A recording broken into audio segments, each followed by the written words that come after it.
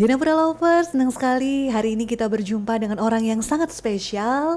Dan hari ini adalah acara IKOI, yang International Seminar yang diselenggarakan di Universitas Dianapura. Dan hadir di tengah kita ini adalah Bapak Rizky. Ya, kita akan tanya-tanya lebih lanjut nih karena beliau banyak sekali aktivitasnya ya. Hampir setiap bulan ada kegiatan di luar daerah. Jadi ada kegiatan FMI Certification Series. Nah, kita nih ingin mendengar seperti apa sih FMI Certification Series. Boleh kenalan dulu Pak Rizky? Boleh sekali Bu Wintari, salam kenal para pendengar. Saya Rizky Priyoko, biasa dipanggil Rizky. Saya adalah PIC dari FMI Activity Series yang hari ini sedang beracara di Universitas Dianapura. Kita ada Conference ICOI yang ke-17. Wah, terima kasih nih Pak sudah mau memberi kepercayaan kepada Universitas Dianapura dalam penyelenggaraan acara bergengsi ini. Mungkin bisa kita cerita dulu Pak, peserta dari seminar internasional ini dari negara apa saja nih Pak? Ya, beragam sekali. Kalau saya bilang bahkan dari 4 benua ada. Jadi Australia ada dari Melbourne, dari Perth, dari Sydney juga ada. Kemudian kalau Asia lebih lengkap, ada di India, kemudian Indonesia, Vietnam, China, Jepang, Taiwan, ada blasteran Mesir juga ada. Wow, luar di sana. biasa. Kemudian kalau dari benua Amerika, ada dari Amerika Latin, itu ada dari Chili. Kemudian dari Amerika sendiri, ada dari Florida, sama satu lagi saya lupa kampusnya tuh, dari Florida sama California. Wah, menarik sekali. Jadi dalam event ini gitu ya, dari berbagai kampus, berbagai pulau bahkan tadi ya Betul. disebutkan. Dan ada satu lagi Bu Bintari, dari Eropa. Wah, menarik sekali. Di Eropa kita ada dari Ukraina, ada dari Rusia juga, kemudian dari Jerman dia juga ada. Ya, ini sebuah kebanggaan sekali di Indonesia, khususnya Undira di Pulau Bali yang sangat kecil ya, dipercaya untuk menjadi host. Ini sebuah kebanggaan bagi kami di Universitas Dianapura. Dan di sisi lain nih ya, karena kita juga menjadi anggota dari Forum Manajemen Indonesia, yang juga menjadi bagian dari penyelenggaraan seminar internasional ini. Benar begitu ya Pak Rizky? Betul sekali Bu Bintari. Iya, mungkin kita memang tertarik ya Pak ya dengan program-program dari Forum Manajemen Indonesia ini yang setiap tahunnya seperti juga seminar internasional ini setiap tahun diselenggarakan di berbagai negara. Nah, untuk tahun ini Forum Manajemen Indonesia diselenggarakan di mana nih Pak? Ya, untuk tahun ini untuk internasionalnya diadakannya di Bali, di Universitas Dianapura, karena bertahun-tahun tidak pernah kembali ke Indonesia. Para kolega-kolega dari luar negeri bilang, kapan Indonesia? Kami juga mau ke Bali. Akhirnya kita ke Bali tahun ini. Sedangkan tahun depan internasionalnya kami akan diadakan di Osaka, Jepang. Kemudian untuk seminar nasionalnya tahun ini kami diadakan di Kepulauan Riau, di Kota Batam dengan ada PKM internasional itu di Singapura.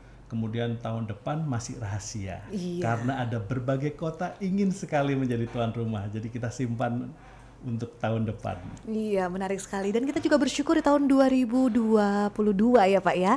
Universitas Dianapura program studi manajemen juga dipercaya sebagai tuan rumah Forum Manajemen Indonesia. Wah, ini suatu tahun yang baru-baru memulai pulih dari masa COVID ya Pak ya. Betul. Jadi waktu itu ada sekitar 1.500 peserta ya Pak ya. Dan itu termasuk peserta terbanyak sepanjang 17 tahun FMI. Itu adalah peserta terbanyak, termasuk yang onset datang itu hampir 600-an. Jadi apresiasi besar buat Universitas Dianapura yang saat itu menjadi host atau tuan rumahnya. Iya, terima kasih sekali. Ini berkat dari kerjasama yang luar biasa dari Forum Manajemen Indonesia Pusat bersama dengan Forum Manajemen Indonesia Korwil Bali untuk Universitas Dianapura.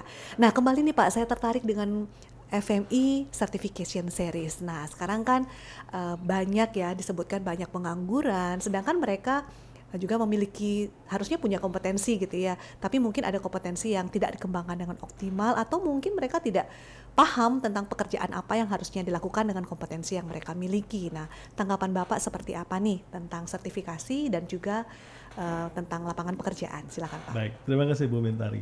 Jadi FMI memiliki 9 program, salah satu programnya adalah FMI Certification Series. Di sana memang kami terhubung dengan banyak lembaga sertifikasi, salah satunya BNSP. Nah, di lembaga sertifikasi ini betulnya ada 2 sasaran kami Bu Wintari, yaitu adalah Bapak Ibu dosennya sendiri, para pengajar, kemudian mahasiswanya. Karena mahasiswa Gen Z ini, Bu Wintari, itu kepandaiannya out of the box. Kalau di zaman saya mungkin Bu ya, gitu. Jangan buka kartu Pak. Ya, karena Bu Wintari ini kelahiran tahun 2000 pendengar, jadi masih cukup Terima muda. kasih Pak. Jiwanya yang muda Pak. Siap. Jadi kalau zaman saya dulu itu kuliah kemudian ya pulang gitu. Bahkan sedikit yang sambil bekerja. Tapi rata-rata Gen Z sekarang sebagian besar bahkan itu sudah bekerja sambil kuliah. Bahkan mereka jauh-jauh sudah berpenghasilan lumayan bahkan sebelum mereka masuk dunia kuliah. Sehingga kuliah itu buat mereka tidak sespesial seperti era saya. Ya. Karena mereka sudah berpenghasilan, sudah punya tujuan karirnya, sehingga seharusnya kuliah ini memberi mereka prinsipal atau landasannya. Karena kalau pebisnis atau praktisi dia tidak punya prinsipal atau landasan teorinya, landasan berpikir dan landasan bekerjanya, akhirnya mereka menguji coba banyak hal dan trial and error itu menghabiskan cukup banyak waktu sehingga masuk ke dalam dunia pendidikan itu membantu pola pikir mereka. Begitupun sebaliknya dosen yang mengajarnya, karena sebagian besar dosen itu tentu bukan praktisi aktif di lapangan, tapi juga ada cukup banyak yang juga praktisi. Nah, sehingga sertifikasi ini membuat standarisasi untuk pengajarnya supaya tahu apa yang relevan di dunia kerja sekarang. Untuk mahasiswanya itu lebih diajarkan tahapan-tahapan apa sih untuk kompetensi tersebut. Karena semisal ada kompetensi kewirausahaan. Nah, kalau tidak dirinci apa itu kompetensi kewirausahaan, nah nanti para mahasiswa itu akan semua hal dia pelajarin, semua hal dia uji coba. Padahal sebetulnya kalau dia paham kompetensinya, betulnya ada hal-hal titik-titik krusial di mana kalau mereka memperdalam hal itu, mereka sudah paling tidak selamat dari dunia kewirausahaan. Selamat ya rekan-rekan mendengar, bukan kaya raya, selamat dulu. Nanti kalau Awalnya itu Pak ya. awalnya dulu selamat dia sampai di tujuan. Sesudah itu baru mulai dia meningkatkan kompetensinya dan mulai bisa memperbanyak revenue dan akhirnya yang dimaksud dengan Gen Z sekarang itu menjadi crazy rich itu sangat masuk akal. Jadi landasan dari kompetensi itu sebetulnya mempertemukan pengajar dan anak didiknya untuk supaya mereka memiliki satu pandangan yang sama tentang poin-poin kompetensi. Wah, menarik sekali nih Pak. Jadi sangat penting ya untuk kita mengukuhkan gitu ya bahwa kita punya loh kompetensi ini dan memang benar sesuai dengan yang diharapkan poin-poin pentingnya tadi gitu ya. Betul. Harus dibuktikan secara tertulis walaupun mungkin pengalamannya sudah buka usaha apa gitu Pak ya, tapi kalau belum punya hitam di atas putihnya, nah Betul. belum bisa dibilang kompeten gitu ya Pak ya. Betul. Jadi Iya. kayak hal yang sederhana aja Bu Wintari, biasanya kalau rekan-rekan pebisnis atau entrepreneur dia bilang, oh yang penting kita belajar networking gitu. Dengan kita berkompetensi networking, akhirnya kita bisa sukses. Nah, kalau di dunia kompetensi kita tidak menyebutnya networking. Kita menyebutnya adalah komunikasi efektif. Iya. Bahkan kita dijelaskan lebih rinci di komunikasi efektif itu apa. Ya ada verbal, non-verbal, ada postur, ada intonasi, bahkan sampai seperti itu. Bahkan teknik menjelaskannya pun juga masuk dalam kriteria kompetensi. Tapi kalau tidak tahu rincian kompetensinya Bu Wintari, biasanya ya mereka cuman asal aja bilang yang penting banyak teman, yang penting ada ordal gitu. Seakan-akan ya itu yang dibutuhkan. Padahal ada titik-titik kompetensi, bukan itu. Titik kompetensi adalah mampu berkomunikasi secara efektif. Nah, orang yang mampu berkomunikasi secara efektif, secara tidak langsung hasil akhirnya memang banyak teman, banyak network gitu. Tapi mari kita berfokus pada nilai titik-titik kompetensinya supaya tidak salah kaprah. Nah, itu catatannya ya. Jadi kalau kita mau kompeten, kita mau tahu titik-titik pentingnya ini, jangan lupa nih hubungi ya pengurus dari FMI Certification Series. Nah, kita mau tahu Pak, yang terdekat nih kapan Pak, dan apa aja programnya khususnya untuk anak-anak muda atau mahasiswa nih Pak? Siap, terima kasih. FMI ini karena kami ada 19 korwil di seluruh Indonesia, dari Sabang sampai Merauke, dari Manado yang di utara sampai di Bali yang di selatan.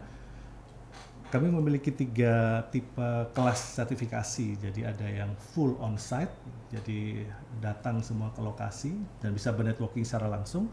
Kemudian full online, karena memang untuk rekan-rekan yang di luar pulau dan luar daerah memang ada kendala jarak dan waktu.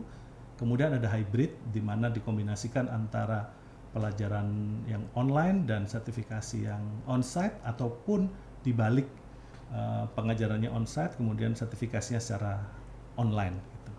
Nah, yang paling dekat minggu depan kami ada sertifikasi untuk instruktur, sedangkan kami memiliki program instruktur dari yang basic sampai master instruktur. Kemudian 2 minggu lagi ada on-site kami di Yogyakarta. Dan 3 minggu lagi dari sekarang kami ada online, itu untuk sertifikasi kewirausahaan, pendamping UMKM, kurator UMKM. Dan jadwal ini bisa rekan-rekan nanti ikuti di IG FMI Pusat, FMI Pusat untuk IG-nya. Dan di situ bahkan jadwal agenda untuk Oktober sudah ada di sana. Siapa tahu ada jadwal-jadwal yang bisa pas dengan rencana rekan-rekan. Nah, ini sudah sangat jelas ya. Kalau mau tahu lebih banyak tentang FMI Certification Series, jangan lupa follow IG dari FMI Pusat karena update sekali ya Pak info-infonya di sana. Wah, Siap. sekali lagi terima kasih nih Pak waktunya, sudah meluangkan waktu untuk bincang-bincang di Radio Terima Suara kasih, Pendidikan dengan Diana Fura Mentari. Lovers. Dan tentunya nih untuk mahasiswa atau para pendengar, inilah informasi yang sangat penting untuk kita. Bagaimana kita bisa menjadi kompeten, memiliki juga legalitas kompetensi kita, dan benar-benar ketika kita sudah memiliki legalitas kita tunjukkan dan kita mampu untuk menjadi orang yang kompeten. Sekali lagi terima kasih Pak. Terima Sampai kasih, berjumpa Bu kembali. Mentari. Salam untuk Diana Fura Lovers. Terima kasih. Terima kasih, sampai jumpa. Sampai jumpa.